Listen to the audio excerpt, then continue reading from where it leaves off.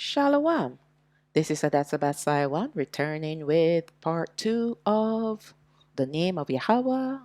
This one I've titled Yahawah, the true name of Our Ahba, which is Abba Yano. And this part 2, we are going to reflect on our hidden language, the language that they've hid in the Hebrew language. So before we get started with the language, Obaray, let's do a little background history first, okay? So let's get started. Let's go to Yahawah, which is the book of Jubilees, chapter 3, verse 27. On that day which Adam went out from the garden, he offered as a sweet odor an offering frankincense, incense, and sweet spices in the morning with the rising of the sun from the day when he covered his shame. On that day was closed the mouth of all beasts, and of all cattle, and of birds, and of whatever walks, and of whatever moves, so that they could no longer speak, for they had all spoken one with another with one dialect and with one language. So we saw in the Garden of Eden that Adam and Hawa and the animals and the birds all spoke the same language, and they spoke with the same dialect. All right? So let's look now at Yashar, chapter 9, the book of Jasher, chapter 9, verse 25. And the building of the tower, and this is the Tower of Babel, was to them a transgression and a sin, and they began to build it. So this was after the flood, when the sons of Noah, who is Japheth, Shem, and Ham, they multiplied upon the earth, and they decided to build this tower. They became wicked. Not all of them, not all of the offspring of Shem, but they decided they wanted to build this tower up to heaven. And let's read why. While they were building against Yahawah Elohim of heaven, they imagined in their hearts to war against him and to ascend into heaven. So they wanted to get into heaven. They wanted to build a temple, a tower, so that they can storm heaven. Aren't there offspring doing it today with the rockets that they send up to quote unquote space? All right. Verse 32. And Elohim said to the 70 angels who stood foremost before him, to those who were near to him, saying, Come, let us descend and confuse their tongues, that one man shall not understand the language of his neighbor. And they did so to them. From that day following, they forgot each man his neighbor's tongue, and they could not understand to speak in one tongue. When the builder took from the hands of his neighbor lime or stone which he did not order, the builder would cast it away and throw it on his neighbor that he would die. So remember, they were actually high up building this tower, right? So by the time they got to this particular level, and now their tongues are confused and they throw lime at one another, they're knocking each other off the tower because they have to climb this tower. It takes days for them now to climb this tower because they were being successful in building this tower. They were actually heading up to the heavens. But because Elohim confused their language, in fact, what he did is he removed the language that they spoke, and he gave them in exchange 70 languages. That's why he sent 70 angels with 70 different languages to confuse them. So they couldn't understand, they could not communicate between each other what was needed. All right? So they got angry and killed one another. Our HaMashayach, chapter 11, verse 5, and this would confirm the historical account from Yashar, chapter 9. And Yahawah came down to see the city and the tower which the children of men built. And Yahawah said, Behold, the people is one, and they have all one language, and they begin to do, and this they begin to do. And now nothing will be restrained from them, which they have imagined to do, because now they have one mind, one heart, one evil purpose, and one language, right? Verse 7. Let us go down, and there confounded their language, that they may not understand one another's speech. So we see here that Allah Hayam came down. Well, rather, he sent his angels to remove the one language that they all were speaking and gave them all 70 different languages. There were mass confusion, and that's why the place was called Babel. Confusion, chaos. So let's look now at Yahawah chapter 12. This is the book of Jubilees, chapter 12, verse 24. So remember, he took the language off the earth and he replaced that one language with 70 other languages. That's why we have so many different languages on the earth today. I will be Allah Hayam to you and your son and to your son's son and to all your offspring. Fear not from now on and to all generations of the earth. I am. Let me read that again. I will be Allah Hayam to you and your son and to your son's son and to all your offspring. Fear not. From now on and to all generations of the earth, I am Allah Hayyak, meaning your Allah Hayam, personal, singular. And then we go to verse 24. Yahawah Allah Hayam said, Open his mouth and his ears that he may hear and speak with his mouth with the language which has been revealed. For it had ceased from the mouths of all the children of men from the day of the overthrow of Babel. So this scenario, and I didn't write the whole thing because then this introduction would be extremely long. So this was Abraham. He was called Abraham at that point of time.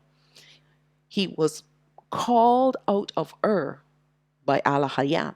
He said, Come out from amongst your kindred, from amongst your families, and go to the land where I would lead you. And these are the promises that he made to Abraham, okay, our forefather. So it was at this point of time that the language, Obaray, was returned to the earth. It was given to Abraham. And I opened his mouth and his ears and his lips, and I began to speak with him in Obaray, which is Hebrew in the tongue of the creation. So the tongue of the creation is Obaray. But in this particular text, the writer wrote the name Hebrew because that's what they believe the Hebrew language is. But the Hebrew language is not our language. It's a made-up language. All right? It was made up to camouflage the Obaray language.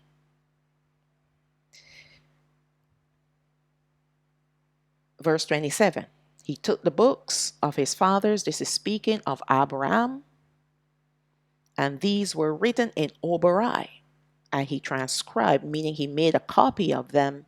And he began from then on to study them. And I made known to him that which he could not understand. And he studied them during the 6 rainy months. So where did he get these books from? None other than Sham and Nah. Remember, Abraham was raised partially by them. Okay? He was raised partially by them. And Nah would have had the books that his great-great-great-grandfather Hanawak had written. Hanawak had left a whole mess of books for his children and his children's children and so on and so forth throughout the generations so that they can understand the mysteries of the earth and of the heavens, because some things were made privy to his understanding, and he was told to write it down, pass it on to your generations. So these would have been the books that Hanawah had written before he left, before he was taken up in the chariots, and he had passed them on to his son, to his children. And they would have passed it on until they reached Noah, and Noah preserved them in the ark. And these would have been the books that would have been passed on to Abraham. All right? Let's read on. Let's go now to Yashar chapter 48, verse 42. The king, and this king here is Parao. And this was during the time of Yahawah, who is Joseph, when he was taken, when he was sold as a slave, and he became a slave to Potiphar. Okay? And this king, Parao, had a dream. Remember the dream about the cows and the wheat? And it was a dream leading him. Well, he didn't know what the dream meant. But when Yahawah interpreted the dream, it was a dream about 7 years of plenty and then 7 years of famine to follow that would have wiped out the 7 years of plenty. All right, so let's read on. The king was sitting on his royal throne in a princely dress, surrounded with a golden ephod, and the fine gold which was on it sparkled, and the gem and the ruby and the emerald, together with all the precious stones that were on the king's head, dazzled the eye. And Yahawah wondered greatly at the king. And the throne on which the king sat was covered with gold and silver and with onyx stones, and it had 70 steps. It was their custom throughout the land of Mitzrayim that every man who came to speak to the king, if he was a prince or one that was respected in the sight of the king, he ascended to the king's throne as far as the 31st step. And the king would descend to the 36th step and speak to him. If he was one of the common people, he ascended to the 3rd step, and the king would descend to the 4th step and speak to him as their custom was.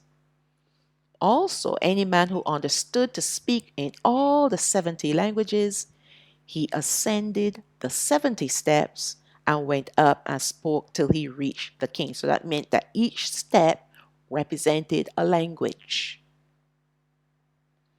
And any man who could not complete the 70, he ascended as many steps as the languages which he knew to speak in. All right? Let's go down now to verse 47.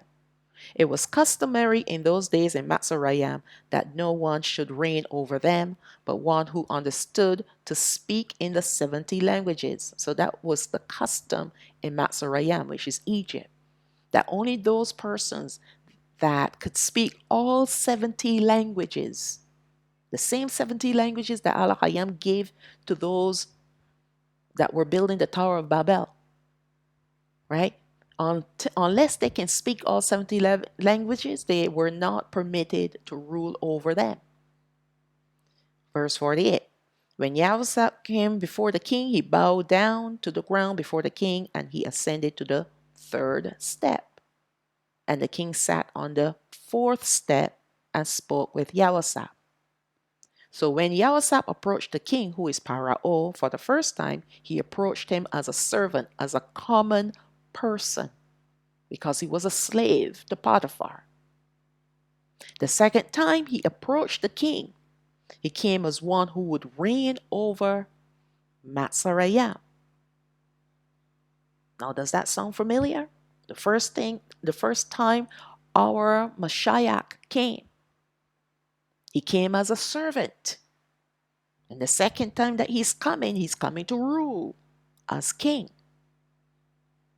Now, the first time Yahawah spoke to the king was to interpret the troubling dreams he had. the dreams about the coming famine in the land. So let's move on to Yashar chapter 49, verse 9.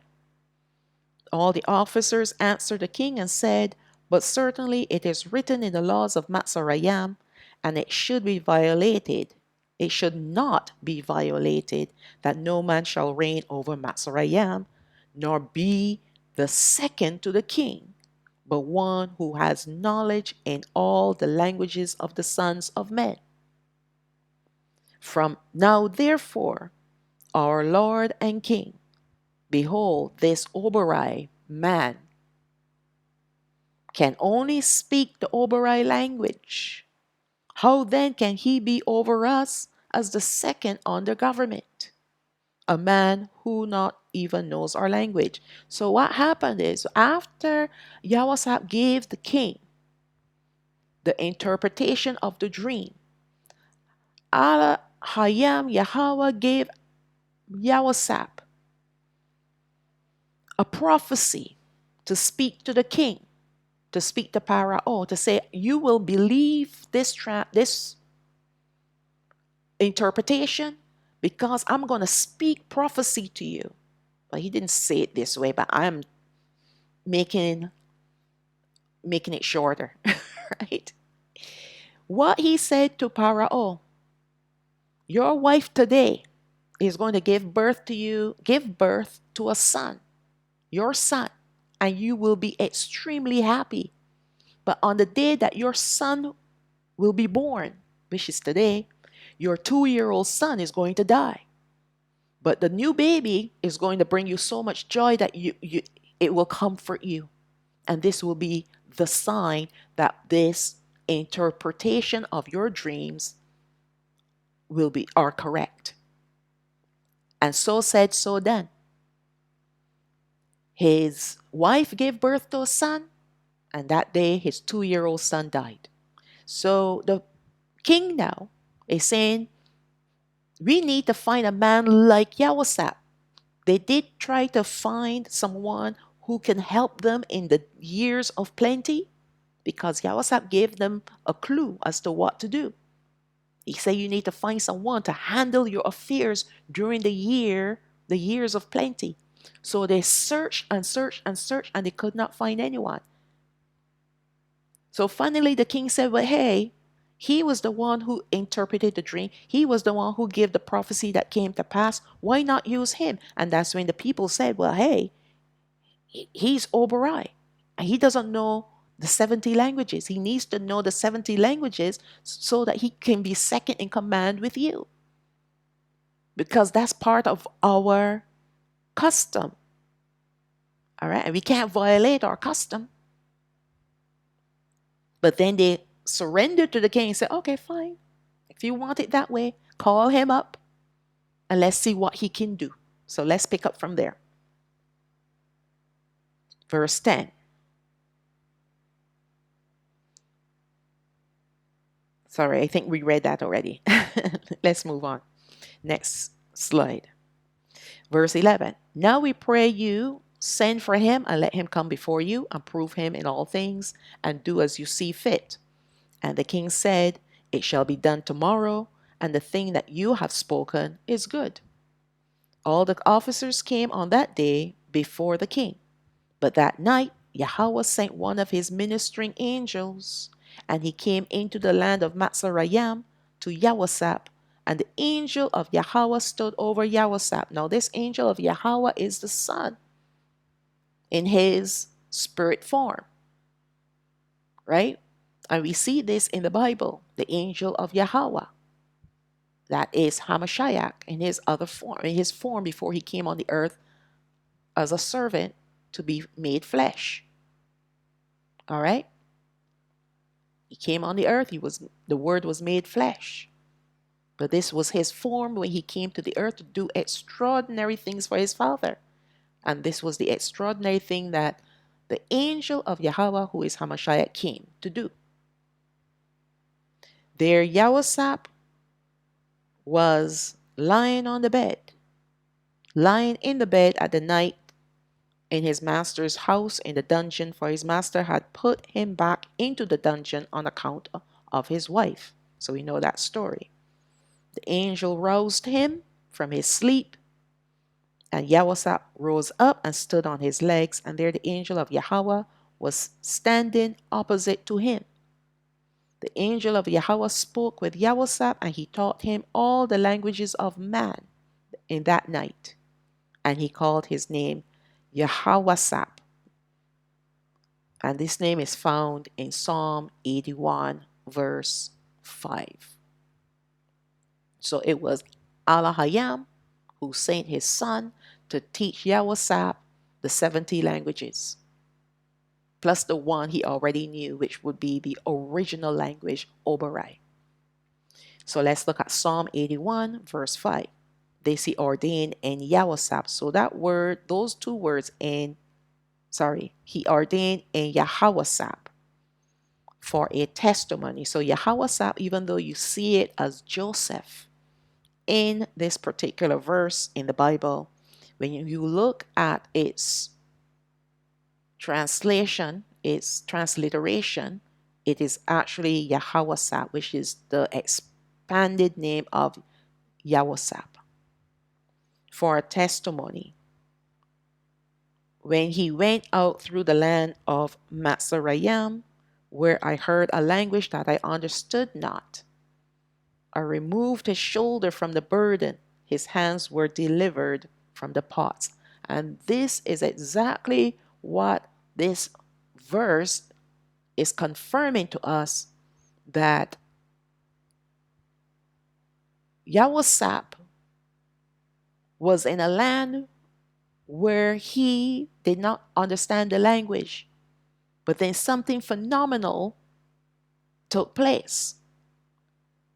And he was a slave to Potiphar, and that one event caused him to no longer be a slave, but now to be a governor, the second in command in Mitzrayim. And this was the event, him rising up to the steps, because, oh, I did not put that in. I'm so sorry. I thought I put that in. But what happened is that Yahweh went to see the king, and he spoke all 70 languages. When he got to the top step, he had completed all 70 languages, and he was made second in command. All right? He was made second in command. I didn't forget it. I just realized I didn't want to extend this introduction any longer, but the fact that the angel of Yahawah came and gave him or taught him the 70 languages is sufficient to know that Yahweh was successful in what the people of Mitzrayim, according to their traditions and their custom, what they had said to the king, right? So he was successful in proving to them that he can speak 70 languages. So let's move on. And Adam and Hawa spoke the holy language called Obaray when they were in the Garden of Eden. This language was taken away from the earth during the time after the great flood at the building of the Tower of Babel. The language was returned when Abraham was told to leave Ur and his kindred. Abraham was greatly influenced by Noah and Shem when he was younger, and since the language Obaray was taken from off the earth and replaced by 70 other languages, this meant that Noah and Shem too would have lost the Obaray language as well. But they kept the books written in our language, so that's why they did not understand the books. So they couldn't teach Abraham from the books, but they taught them what they knew. Since this time when our language was returned to the earth, it was never taken away again. However, once we were scattered from our land for the final time in 70 AD, the evil powers decided that they would hide our language within another language, along with deleting us as the true people of the land of Yashraal. Their plans worked beautifully, as these plans were expertly executed over the span of many generations, until those who would have known the truth about us, about the people who came out of the land, had died out. And those who were the true people, meaning us, Yashraal, were born in ignorance of the truth. All right, and speaking specifically of the southern kingdom, the northern kingdom was already scattered. They already went to Africa and assimilated themselves there. So they lost the language because they assimilated amongst the Africans. But we were scattered to the four corners of the earth because we were taken as slaves, and our slave masters removed our identity and gave us their identity. But they did not bargain on the redemption plan of Allah Hayam to unravel their plans at this appointed time, where He would awaken His people from their slumber and lead them by His Rawak to the truth that is hidden in His Word. So they did not bargain that Allah Hayam had a plan in place to wake up His people. And that's what we are seeing today. All right. So let's get started with the language. That was the introduction to give you a historical background about our language. And our language had, when it was given to Abraham, never was removed again. Okay. All right. So this is our, well, this particular slide has all these different symbols and letters and what have you. But the one that we are going to focus on, because we have the pictogram, which they said is the Egyptian hieroglyphics, but we're not focusing on that. Then we have the mosaic, which will speak of Moses or Masha. They said that he would have used this one. But the one that is particularly of interest to us is this one here, where I am dragging my mouse. All right, they call it Paleo Hebrew, all right, or Ancient Hebrew. And these are our letters reading from top to bottom, and the equivalent of these letters in English. But not all of them are correct. So the B is not also a V, but that is only for Hebrew. All right, it's only for Hebrew. And you have here the Wa, which they have a V, an O, and a U, which is only the Hebrew is on. And this here is actually a W, not a V. Okay, because there were no V's in our language. In fact, it was only a W. All right, and even in the biblical Hebrew, they used the Waw, W-A-W, and then it was changed to Vav later on. Okay, these devils, I mean, like they mess around, and people actually believe their lies. That's the thing that really floors me, really floors me. So don't worry about these extra letters. I'm going to give it to you as our letters, okay? But the equivalent here, what's interesting here is the iron, right? This is the iron is an O. That is the one thing that they have correct. All right. So let's look at our language. We have A. This is the Ba, because A here is supposed to be the first letter in our alphabet, like the letter A, right? Then you have Ba, then you have Ga, then you have Da, then you have Ha, then you have Wa, Ya,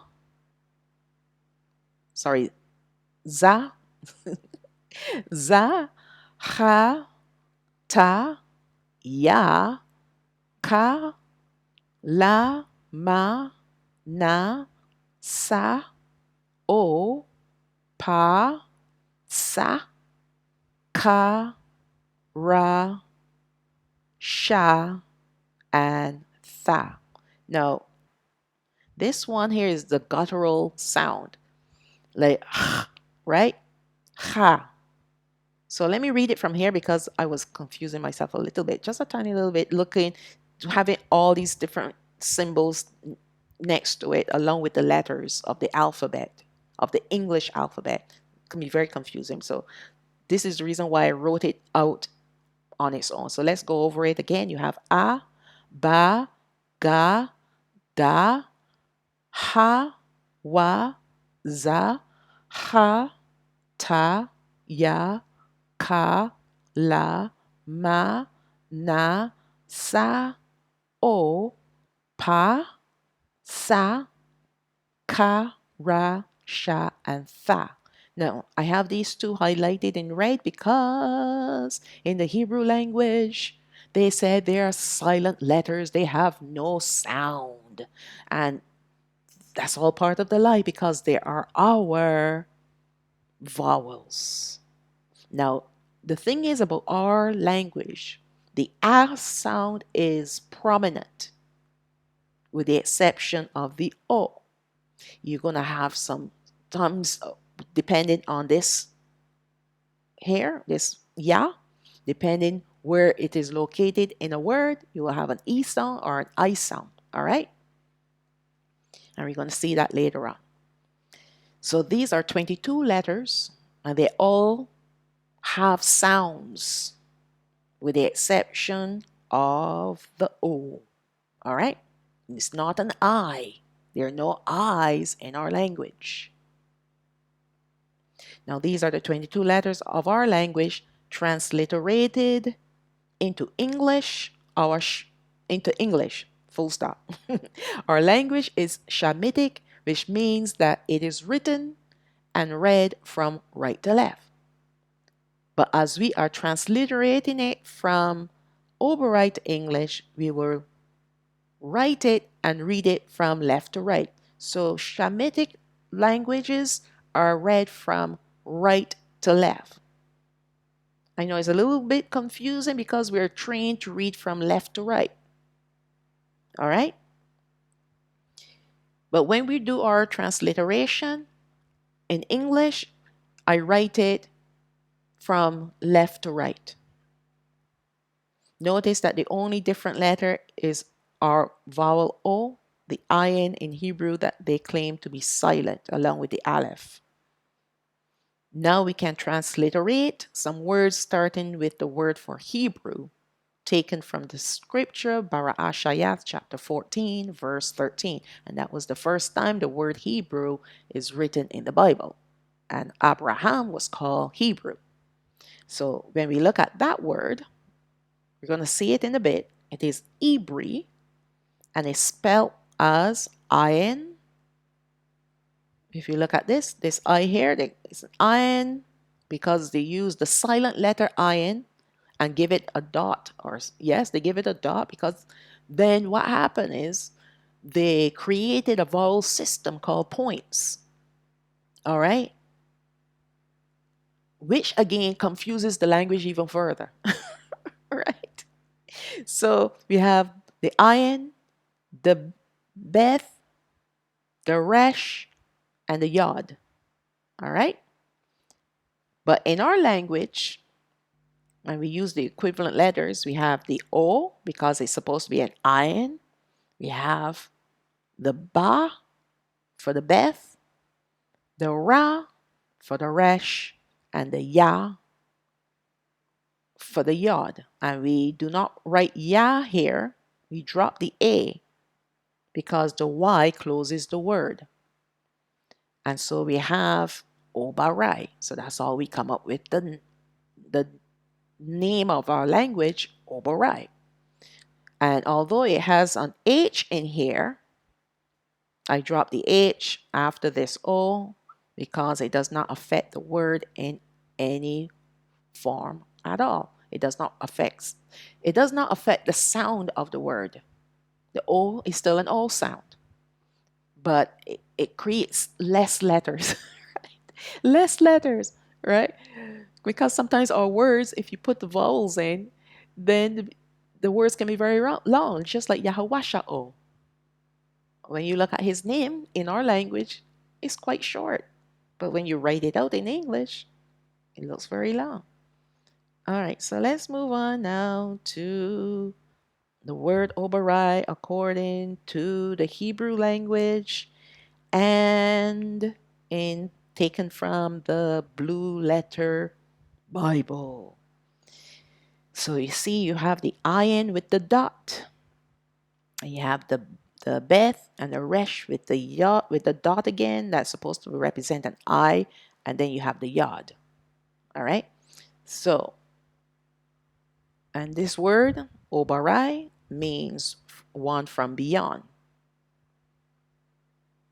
And the word Abri came from the root word Eber. It comes from this word here, Eber. This is a ayin again, a bet, and a resh. But in our language, it is spelled O Ba Ra. So you have O Ba, and then you have the Ra, but not with the A, the A is dropped. So together, you have Obar. So Eber is Obar in our language. And it's the name of the great-great-grandson of Sham. It wasn't that our language was named after him. Couldn't be, because our language was before him. But rather he was named after our language, a memorial for us today. So you see how everything, all the dots are connecting to help us to confirm all the things that the Father had hidden in his word. Even though the devils came and tried to change things, he left nuggets of truth hidden in his word. All right? So let's look at Bara'ashayach, chapter 10, the book of Genesis, chapter 10, verse 21. On to Sham, and Sham there means name. It's not Shem, it's Sham. There are no E's in our language as well, as you can tell. Also the father of all the children of Obar, who's Eber. The brother of Yapat, who's Japheth, the elder, even to him were children born. And Arphaxad, begat Salah. Because we go down now to verse 24. And Arphaxad begat Salah, and Salah begat Obar. So this is the genealogy of Obar. Verse 25. And unto Obar were born two sons. The name of one was Peleg, or Peleg, for in his days was the earth divided. And his brother's name was Yakatan. All right? So I just gave you that as reference from the Bible. All right? Now let us consider some other words that we were indoctrinated and brainwashed to use over the last few generations. So let's go to the next slide. The names of our Abba and his son. So we know that these letters here, they call them the tetragrammaton. Right? And this is the name of HaMashayach right here. See how much shorter it is than in English? Okay. So remember, we read right to left. So we read in this direction. All right? We read from right to left in our language, but left to right in English. So the first letter is Ya. The second letter is Ha. The third letter is Wa. And the fourth letter is Ha. But we don't use Ha to close his name. We drop the A. All right? We close his name with just the H. And we have Yahawah. All right? Simple. You can't get it any simpler than this. All right, let's try now. Yahawasha'o. So we have Ya, Ha, Wa, Sha, and O, giving us Yahawasha'o. And we see that it comes to an end. Sorry, all these lines. The O at the end has the H, but I drop the H again just to shorten the word, shorten his name. It does not affect the pronunciation of his name. It does not affect anything to do with the name, his name. Okay. But you can put the H if you want to. Yahawasha'o. It's just one letter more. All right. Many of our brethren are substituting the O for the vowel I, which is incorrect. But this cannot be our HaMashayach's name. This cannot be HaMashayach's name, as there are no I's in our language, as you can see from the alphabet. This vowel was added recently when the points system was added to the Hebrew language. So another thing to note here, the name Joshua in Hebrew is transliterated into the Obaray language as Yahawasha'o, the same as our Mashiach. And as the name says, Yahweh saves is what the name Joshua means in Hebrew. All right? Yahweh saves. And let's move on to the next slide. So let's look at the other names, and I have those in quotation marks that HaMashayach is called by. But this is their transliteration. It is so confusing, right? But you see, when you try to fit your idea into or concept into what you think something is, it's almost like you're trying to squeeze a circle in a square, or squeeze a square into a circle. It just doesn't make any sense. It really doesn't. Even the breakdown of their words, of their names that they use, really do not make any sense. So let us look at their transliteration of his name, which really does not make any sense at all. For one thing, they're combining sounds of the letters and not really doing an accurate job at the proper pronunciations of each letter. And they're doing the sounding of the letters according to the Hebrew language. That's incorrect. And they're not even correct even using the Hebrew language either. Okay, let's look at the first one. This is supposed to be the yod. They call this the yod, yes. The yod, and then you have the hey, all right? That's spelled incorrectly. It's supposed to be H-E, but it's pronounced as hey. So they have the yod and the hey together, and they call it ya, as in yam, all right? Just to give you the sound of ya. And then they have the wow here, and they give it the sound of oo, and they make the letter who. So they took the ha sound from here and they attach it to the wa here. All right? Which again doesn't make any sense. They could have just called this ya, put the H here, and just call this oo and call it oo. Yahoo, right? But again, okay. Then you have shan. What is shan? Shan is not a letter. It's supposed to be shin. If you're going according to the Hebrew language, you pronounce it the proper way and you spell it the correct way either. Two as well. So there's supposed to be a shin. You give it the sh sound as in shut. And then you have the ayin at the end of the word. And the ayin for them is the ah.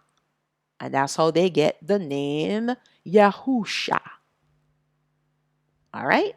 All right. All right. That's how they're going. First of all, using the Hebrew language to derive the sounds will lead anyone and everyone down the wrong path, which is what is happening here. You cannot use their language. Well, You use their letters to find our letters, but you cannot use their vowel sounds in order to derive the Obaray language. You will go astray. And that's why they fit a lot of strange letters and vowels in the names of our Messiah and Yahawah. And, Yahawah. Okay? Another name that they use is Yeshua, which is a variation of this name as well, which is equally as wrong as Yahusha. For the proper transliteration of his name cannot be either of those names. So even if you go back to this slide here, how do you get Yahusha from this? Right? If you turn this into a U, but it still doesn't make any sense. All right? Still does not make any sense because there are no U's in our language. Right? This is supposed to be the letter W in the Hebrew language, and it's a letter W in our language, not a U. In the modern Hebrew language, they change it to a V. All right. So what they use then to create the vowel system, they use the points. Okay, to get the U, the O's, the E's, and the I's. Okay. So that's why our Messiah, Mashayach, cannot be Yahusha. That is incorrect. All right? Because the wa cannot give you an U sound, cannot give you a vowel sound. It is a consonant. The only two vowel sounds that we have are the O and the A. The beginning of our alphabet and the O for the iron. Okay? All right, let's move on. Now let us look at another proper name for HaMashayach among the Hebrew camps. We have Yeshaya, or Yeshaya without the H at the end, which is supposed to mean my Savior. So regardless of the spelling, with or without the H, this is not a name. It's a title. It is a title. And it's not even spelled correctly. So let's look at where Yeshaya comes from. Let's go to over here on this side. We have here my salvation. Okay. This is taken from a psalm. I can't remember which psalm it is. But if you do a search for my salvation, if you're using the Blue Letter Bible, it will come up with just very few times where the words my salvation is. So my salvation they have here as Yasha'oi. All right? I'm going to go down and spell it in a minute. Yasha'oi. Not Yeshaya. I don't know where they get Yeshaya from. All right? And then when you look at, and that's salvation, but if you look at my Savior, they have here Masha'oi. All right? Taken from this word here, Yasha'o. Yasha'o. Okay? Yasha'o means to be saved or delivered. So in Obaray, if you want to transliterate this word here, meaning my salvation, and the reason why the I at the end, so remember I told you the Ya can sometimes give you a different sound depending on where it is in the alphabet. So this is an example of the I, the I at the end is come from the Ya. And that, the way how our language is, okay? You know how you have the English language, you have my book or my desk or my salvation. They don't have a word for my, but they have letters that they can attach, or a letter that they attach to the word to change the word into with ownership. For example, we have Abba. But if you want to say our Abba, we say Abba Yana. So we attach letters at the ending of Abba to show ownership. And I, taken from the Ya, is the my possession word. Okay? So when it ends with an I here, the Ya, it means my. So let's look at the Obaray transliteration. We have the Ya, which is there, the Sha, the O, and the Ya. But we drop the Ya, you drop the A, sorry, and just have the Y. And the Y closes the word and makes it my salvation. I also drop the H because it's not necessary to have the H in there. It does not change anything. So the word now is Yasha'oi. And if you think carefully, there's a name of a prophet who has this name. His name is Yasha'oya. That's Isaiah's name. Yahawah saves. That's what Yasha'oya means. All right, but Yasha'oi means my salvation. Now, my Savior is written as a Ma, if you look at it here, sorry, here, and then a Sha, an O, and a Ya. And once again, I drop the A after the Ya, after the Y. But where did the Ma come from? No idea. What's the purpose of Ma? Okay, there's no reason for it there. Because Ma, when it's added to a word, can mean be something, but it's not necessary for it there. So it's quite misleading. So my salvation and my savior will be the same word, Yasha'oya. Yasha'oi, sorry. Yasha'oi. So where they get Yeshaya from, I have no idea. I tell you, these people be making up some stuff. All right? They be making up some stuff because it is not Yeshaya. Yeshaya, I don't know who that is. It is Yasha'oi, if you want to say my salvation or my savior, Yasha'oi. But that's not his name, that's a title. Just like we call him savior today, we say that's his title, that's not his name. Okay. All right, let's move on. So now we're going to look at Yahuwah. The other camps calling him Yahuwah. All right.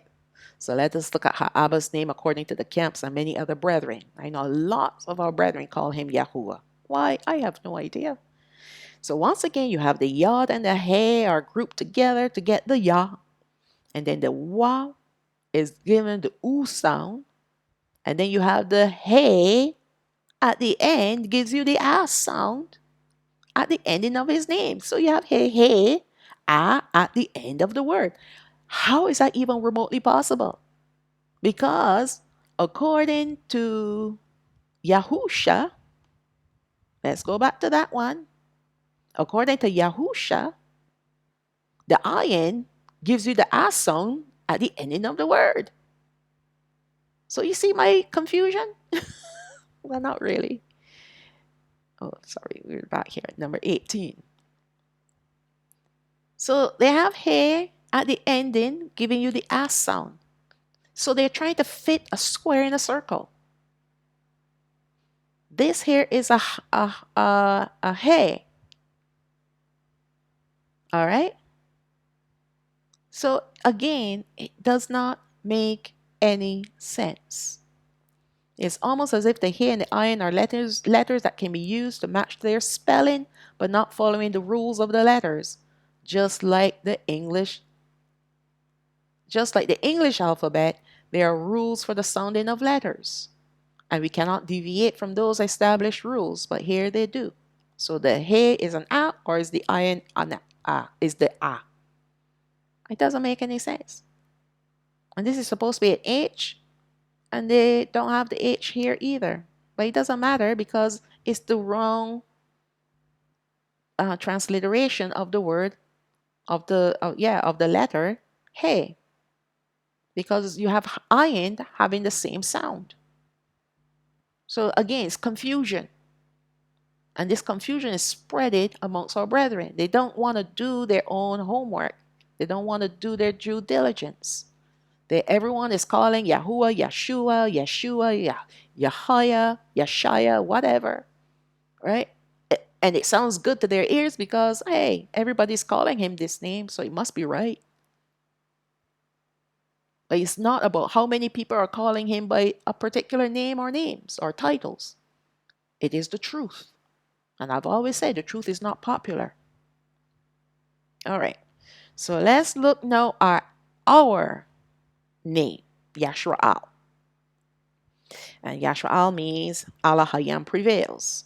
So if we look at the transliteration of Yashra'al, and I'm already pronouncing it for you, but let's go through it anyway. We have in Obaray, we have the Ya, right? We have the Ya, the Sha, the Ra, the Ah, and the La. So we drop the A for the Ah, the H, sorry, we drop the H for the A because A is spelled A-H. And we drop the A at the end because we're not going to call it Yashra'ala. It is Yashra'al. So the L or the Lamed or the La closes our name. And we have there Yashara'al. Okay? Yashara'al. And then the word for children, because you've probably heard me pronouncing Habanai or Yashra'al. Ha at the beginning of Banai is the word the. Okay? But you're not going to see it here. Sometimes it is added and sometimes it's not. All right? So we have here, we have the ba, the na, and the ya. All right? So we have ba, na, ya. We drop the a because the y closes the word. And we have at the end, so yes, it drops. I drop the a. Well, it's not I, but the way how the word is spelled, the a is dropped at the ending of the word because the y closes the word, and we have banai. So together we have habanai yashra'al. All right. Some misspell this title as Yashar al. Yasha. There's no apostrophes. All right. They put an apostrophe in there. For what reason? Look at this word here. Are there any apostrophes in there? None. Yes, if you transliterate or our name into English, you may have an extra A, but it doesn't matter because Yashar al. All right, Yashar al. And we know Yashar also, that's the root word for Yashar, yeah, is the root word called upright. All right, Yashar means upright. So we're also the upright of Allah Hayam.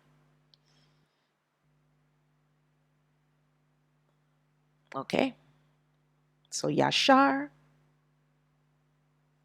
Yashar Ra'al, Yashara al. All right, so you have a double A sounding in here. And that's popular in our names and titles and places. Very popular. So it's not Yashar al and it's not Yasharal. Okay, it's Yashara al. Double A. All right, and I'm saying it so many times. I'm getting tongue-tied. Okay, let's move on. So these are the transitions of how the evil powers that be changed our language to the modern Hebrew language. They also refer to these earlier variations as Phoenician or Canaanite. So they said that at this point, this here was what Moses used, right? This is what he used. How, if he did, we don't know. But this is our language here. This is it. All right. Then they transition it until it becomes Hebrew, like this. It becomes like this. So let us look at one of the titles of Ahba and HaMashayach. And in the Hebrew, we have this. This is the Aleph, the Lamed, the He, the Yod, and the Mem. And in our language, we have the A, the La, the Ha, the Ya, and the Ma. And like we've been doing, we drop the A after the M. The M closes the title, and it becomes Alahayam. Now, I also drop the H, as you can see the spelling here, only because it doesn't change the sounding of the word, the name, the title. All right? You can put it in there if you want extra, put in an extra letter, make it a little bit longer. But Alahayam means ascended glory. All right? So let's move on to the next slide. So this now is something that someone put together, and this is the Hebrew language, and this here is the Obaray language. You can see, and then this is the English, of course, but the English is read in the opposite direction, okay? Yeah. So this here is Yahawah. This is Yahawah, Alahayach, meaning your Yahawah. Tha Yara'ah. Right? Tha Yara'ah. So another thing to note is that our Obaray language was changed to incorporate the pagan gods of our slave masters in our proper names and titles. For example, El. If you notice that some of the names of our prophets have El at the end. All right, even in names of other people, they have is El, or they just use El as the transliteration for God. Sometimes they use Elohim. Elohim is the plural of El. You will notice that some names in the Bible end with El, like Ezekiel, Samuel, Daniel, Joel. Or they place El, that's supposed to be El, at the beginning as in Elohim. El is the singular form of Elohim, which means God, because El means God and Elohim means gods. Speaking of fallen angels. So these names invoke the fallen and do not reflect on Alahayam as they once were. No, they do not. They do not reflect on his name. So when we call on Ezekiel, and the Father, he knows that we're trying to figure out things here. We're not going to be always able to call their correct names. The most important names and titles that we need to focus on are his names and titles, and the names and titles of HaMashayach. All right, and as we keep growing and learning, and know, because you would notice that even in my studies, that I sometimes I use Ezekiel or Samuel or Daniel. All right, so you could it is not anything that is the, the worst thing possible that you can do. However, when it comes to praying and calling out and worshiping the Most High, and you're calling him by another name, no, that's terrible. Because you're invoking devils to yourself, the pagan gods. And as you continue to grow and learn and become comfortable with our language, and you start to substitute the correct names, all right, he is patient. He understands. He has given us grace for this reason. All right? So now we have here Ezekiel is Yahazakaal, Samuel is Shamawaal, Daniel is Danayaal. We have Joel is Yawaal. Let me read that again. Ezekiel is Yahazakaal, Samuel is Shamawaal, Daniel is Danayaal, Joel is Yawaal. So the al at the end is abbreviated for Alahaya. All right? Alahaya. Okay, so now this is what our language looks like, and this is taken, I believe, is diamond.org.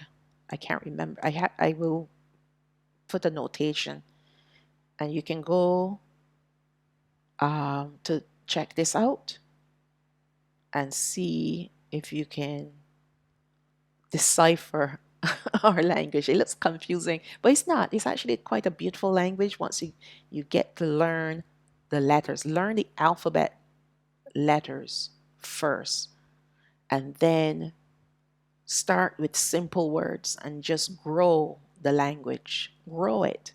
Just like learning any other foreign language. You got to learn it, right? And it takes you trying, trial and error, making mistakes, but you just keep at it and you got to keep practicing. I still make a lot of mistakes, right? So I'm going to read this here, HaMashayach. This is Genesis chapter 14, verse 13. And this is taken here from this verse here. It's starting from here. And as you can see, it's reading from left to right, right here, right here.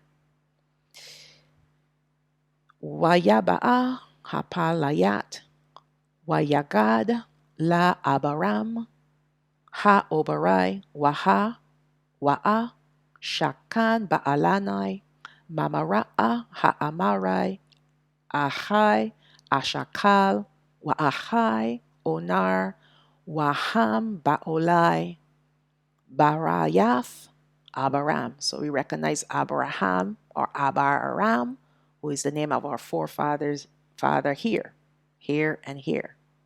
And Ba'olai is the plural for Ba'ol, which are the word that they use for Lord.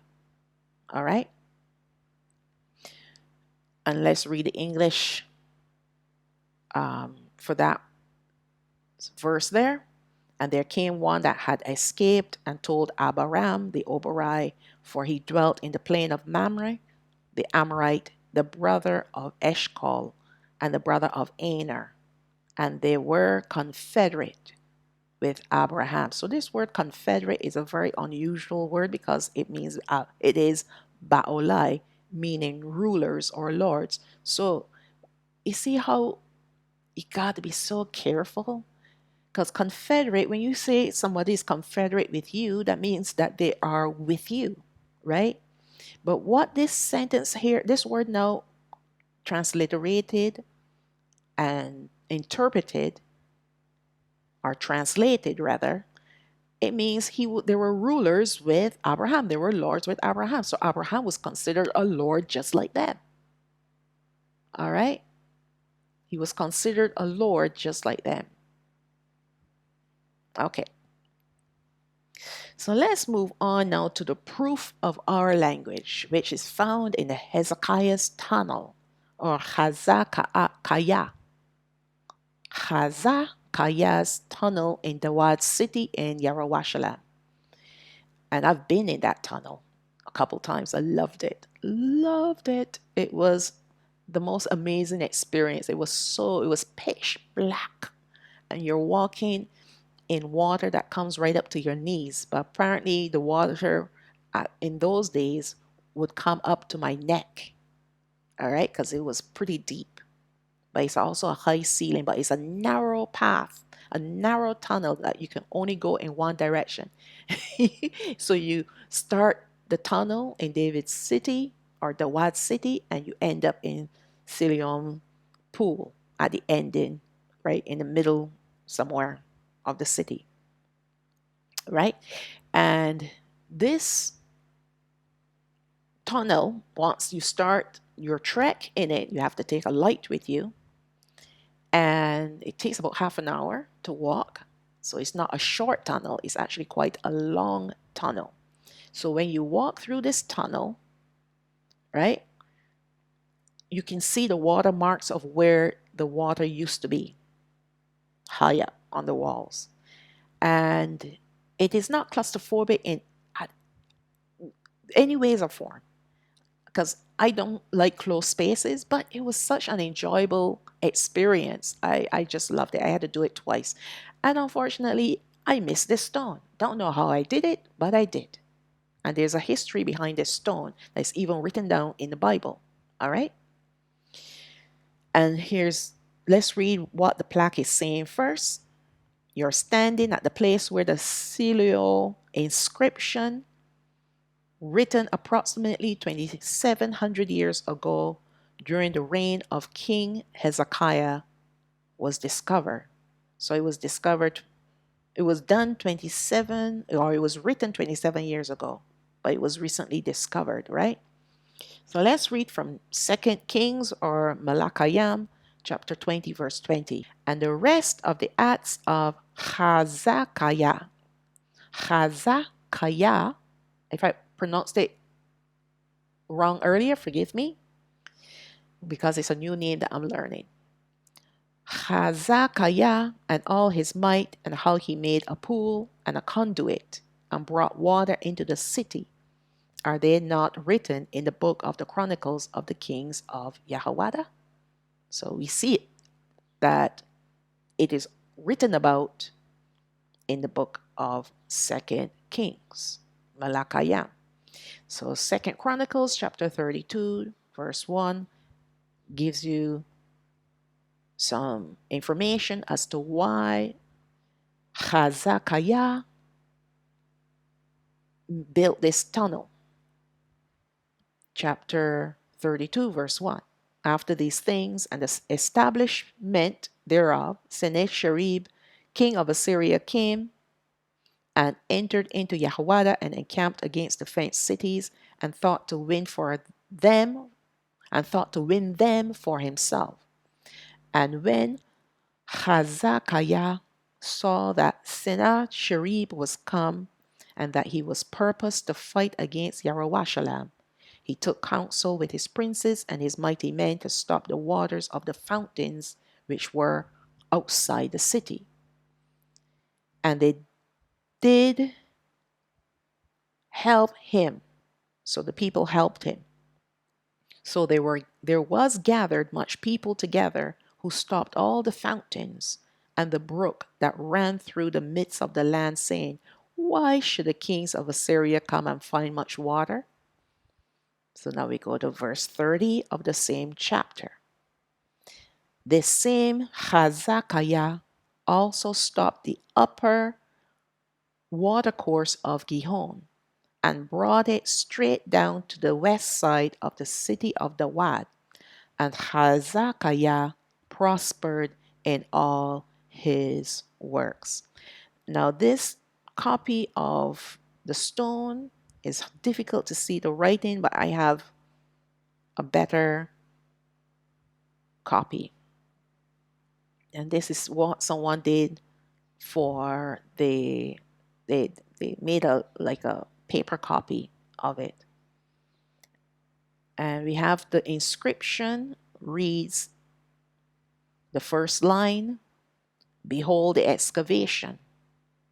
Now this had been the history of the excavation, while the workmen were still lifting up. Then we go to line 2. The axe, each towards his neighbor, and while 3 cubits still remained to cut through, each heard the voice of the other who called. Then you go to line 3. To his neighbor. So they heard the voice of their neighbors, the voice of the other who called to his neighbor. Since there was an excess in the rock on the right hand and on the left, and on the day of the excavation, this is going down to the 4th line, the workmen struck each to meet his neighbor, axe against axe, and there flowed, going on to the 5th line, the waters from the spring to the pool, for 1,200 cubits, and I guess the words were erased. Go on to the sixth line of a cubit was the height of the rock over the heads of the workmen. So that basically is telling you the story of Hezekiah and all the things and what they did to build this tunnel. All right. Yeah, sorry, I pronounced his name wrong. Hezekiah.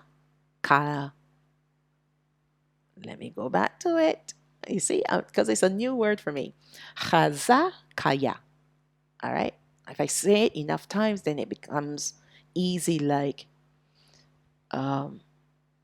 Jeremiah or Yashaoya, because practice, practice, practice. All right? Practice, practice, practice. Just say it over and over and over again. All right, so let's move on from here and we're going to look at the stone. You see, this is like a proper picture of the stone. And you can actually make out some of our letters, but if you notice that, the stylized na, and then you have the ha, and then you have the ya over there, then you have the ka and the ra. I can pick out some of the letters, but it's kind of difficult. It would have been better, and you see the space here. Yeah, that missing piece meant that there were some words missing. But we understand what this was all about.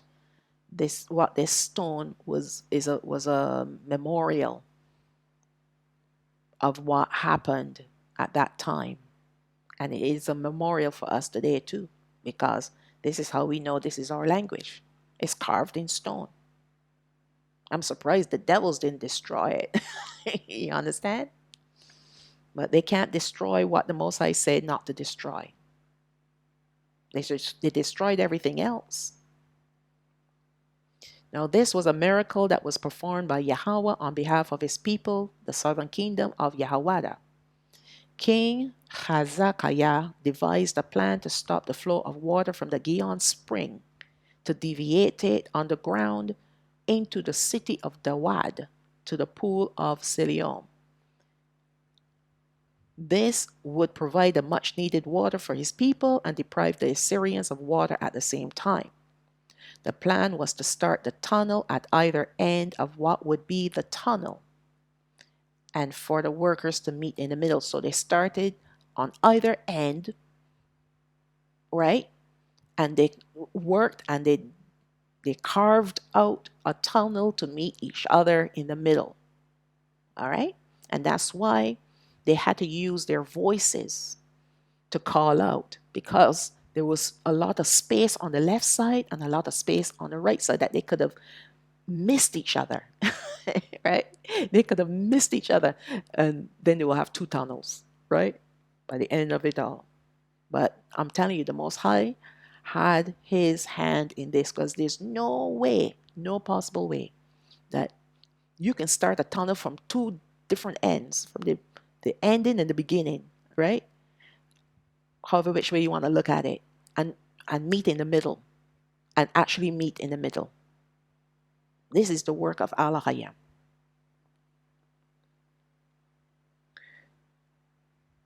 They use the sound of their voices to be guided to each other, as well as the sound of their axes hitting the stone. This was beyond ingenious, as they would have been working blindly with the exception of sound. Hence, it was the hand of Allah who guided them in this project. And now this miracle is extended to us today because of this inscription, which has solidified the fact that this is our hidden language, now no longer hidden.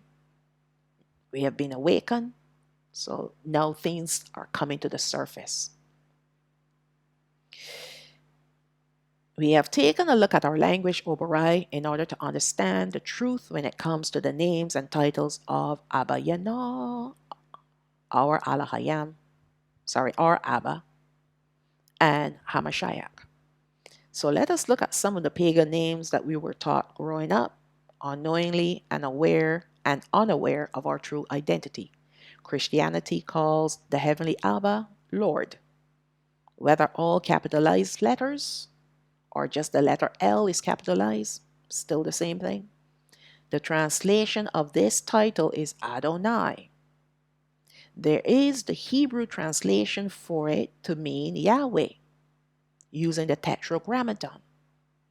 We come to know that Yahweh is an ancient Canaanite god. So this is what these devils said. Oh, his name is too holy to call, so we're going to call him Lord, which when you transliterate it is Adonai or Adon. All right? Or they use the Tetragrammaton because they don't want to pronounce it at all. All right? They use the Tetragrammaton to write his name, but not to pronounce it. Let us look at the history of the name Yahweh before the Jewish people adopted this name as their God. According to the World History Encyclopedia, it is generally accepted in the modern day, however, that Yahweh originated in southern Canaan as a lesser god in the Canaanite pantheon, and the Shasu as nomads most likely acquired their worship of him during their time in the Levant. So we don't need to go any further. You got to know that if the people in our land are the fake people, obviously the gods that they're serving will be the fake people, fake gods. They're not our gods. Just like the Christian churches, they're worshiping Jesus and God and Lord and whatnot. They cannot be our Heavenly Father. And forgive me, I know didn't mean to say gods, because we don't serve a god. Gods are fallen angels. They are created. The fallen angels presented themselves before the world, the civilizations on this earth, as gods. And I've done this, I've done a short research on this, that if you look at the gods of ancient Egypt, Babylon, Rome, the Romans, the Greeks, the Assyrians, what have you, they're all the same gods and goddesses with different names. So what does that tell you? All right? Adonai means my Adon, which is the Hebrew for the Lord. If we look carefully at this word, we may recognize that it is also from the Greek name Adonis, which was a god that was worshipped by the Greeks. You know, we always compare a very handsome man to an Adonis. He's called an Adonis. Adon was one of the most important Canaanite gods. He was the god of beauty, which was what Adonis portrayed. So Adonis portrayed beauty. All right. In our language, wherever Lord, in reference to Yahawah or HaMashayach, it is Adawan. It is not Adon or Adonai. It is Adawan, which means master. Here are some other titles for our Abba. We have HaShaddai or Allah Hayam Shaddai, which means the Almighty or Allah Hayam Almighty. Ha-Ola Yawan, meaning the highest or the most high. Abba means father. Then you have the A and the Tha, because you know they use the Alpha and Omega. That's Greek. He is the A and the Tha, the beginning and the end. Omana Wa'al, which is Emmanuel, meaning with us is Allah Hayam or Allah Hayam with us. Now we can see how the popular names and titles of our Heavenly Abba and HaMashayach have been either misspelt or transliterated according to the Hebrew language, giving the wrong names and titles. At the end of it all, it was a plan to keep us in the dark about our identity and to keep us worshiping their gods and calling on the names of their gods. And that would invoke curses upon us. All right? But not anymore. Not anymore. It is done. All right? So that's the ending of this study, this amazing study of the name of Yahawah. And now we're going to conclude with the blessing for Yashwa'al, taken from Ba chapter 6, verses 4 and 5. The book of Numbers, chapter 6, verses 4 and 5. Sorry, I read the wrong thing. I'm sorry. Can you believe that I have this memorized, but when I am teaching, right, I can't pull it forth. It is so unusual, but I know this by heart right now. So the blessing for Yashwa'al is taken from Numbers 6, verses 24 to 26, Ba chapter 6, verses 24 to 26. Yabarakak Yahawah wa Yashamarak. May Yahawah bless you and keep you. Our Yahawah panayo alayak wa yachanak. May Yahawah cause his face to shine upon you and have favor upon you. Yasha'a Yahawah panayo alayak wa yasham lak shalawah. May Yahawah lift up his face upon you and give you peace. And now we're going to look at the command for Yashwa'al that we need to recite when we lie down, when we get up, when we go out, and when we come in. Taken from the Barayam chapter 6, verses 4 and 5. Deuteronomy chapter 6, verses 4 and 5. Shama'o Yashwa'al Yahawah ala hayana Yahawah Ahad wa Ahabat Yahawah ala hayak. Bakal Lababak, Wabakal Napashak, Wabakal Ma'adak. Hear, O Yashwa'al, Yahawah our Alahayam is one Yahawah. And you shall love Yahawah your Alahayam with all your heart, and with all your soul, and with all your might. And before I conclude, I want to put in the description box I have done a Facebook page, and I've done it for quite some time. But I've been so busy with the book of Revelation, trying to get that completed as quickly as possible, because I wanted to move on to these other studies that are very important as well. But I will put the Facebook link for you in the description box, so that if you need to contact me, I've had some people contact me already.